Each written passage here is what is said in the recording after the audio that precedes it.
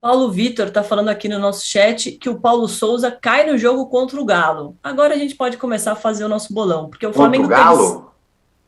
Não Não, tem. ele cai Né? antes de ser. Ele não chega no jogo com o Galo, imagina.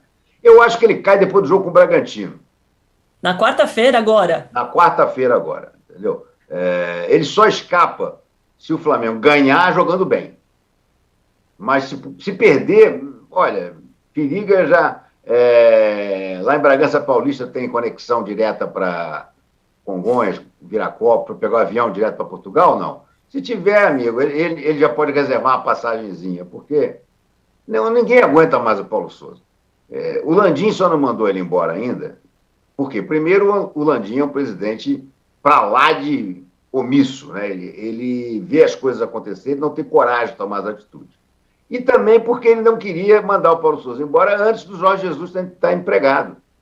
Eles não queriam a volta do Jorge Jesus. Isso é que é a pura verdade. Ninguém no Flamengo, ali da cúpula do futebol, e o Landim, queriam a volta do Jorge Jesus. Então, uma das coisas que estava segurando o Paulo Souza era exatamente isso. Porque se ele fosse demitido com o Jorge Jesus livre no mercado, ia ser impossível não contratar o Mister, o verdadeiro Mister de volta, já que a pressão da torcida ia se tornar insuportável. Agora que eles disseram, bom, agora a gente pode botar embora e procura um outro treinador aí, porque o Jesus já está no Fenerbahçe, tudo bem. Por incrível que pareça, é isso.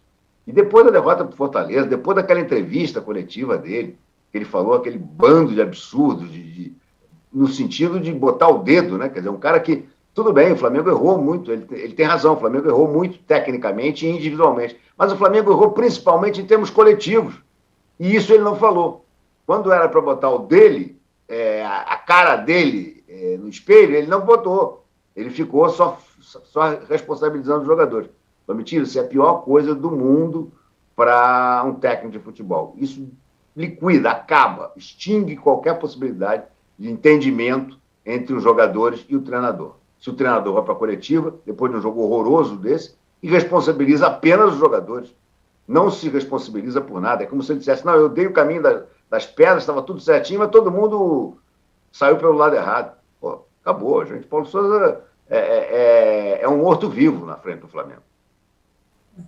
A gente tem, já que você falou nisso, a gente tem o que ele disse depois da derrota contra o Fortaleza, que não tinha vencido de ninguém e era a lanterna do campeonato até então. Vamos ouvi-lo. Analisando bem o que nos aconteceu, sem dúvida, foi todas as decisões individuais foram erradas, todas. Coisas simples, quase sem pressão, precipitação, passes que deram oportunidade ao nosso adversário na primeira parte de não só concretizar um golo, mas poderem ter mais duas oportunidades claras para o poder fazer. Tá vendo? É inacreditável.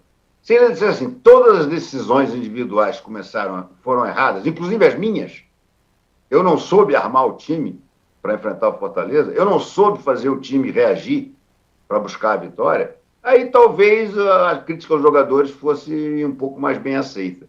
Agora, não é isso que o treinador tem que fazer. Ele pode até ter achado isso, mas se ele achar isso, ele não vai resolver o problema nunca, porque ele não consegue ver que o maior problema é ele, é a tática dele, é o que ele não faz como treinador do Flamengo. Entendeu? Esse aqui é o grande problema. E agora, depois disso aí, ele está morto. E ainda teve o episódio do Diego Alves, que foi uma coisa absolutamente inacreditável. Sabe? Vingança, vingancinha. O Diego Alves tinha tido aquela história toda, que ele primeiro entregou o Diego Alves numa coletiva, depois teve que se desculpar, dizendo que não tinha sido bem informado. Aquilo ali foi exigido pela diretoria do Flamengo. E agora, nesse jogo, o que ele faz? Ele relaciona o Diego Alves, leva o Diego Alves para o time, deixa o Diego Alves participar do aquecimento e, na hora de soltar a relação, corta o Diego Alves. Diz para ele, não pode mudar de roupa, vai lá para cima para assistir ao jogo. Gente, isso aí não se faz nem com um moleque juvenil, muito mais com um goleiro com a história do Diego Alves. História, inclusive, no Flamengo.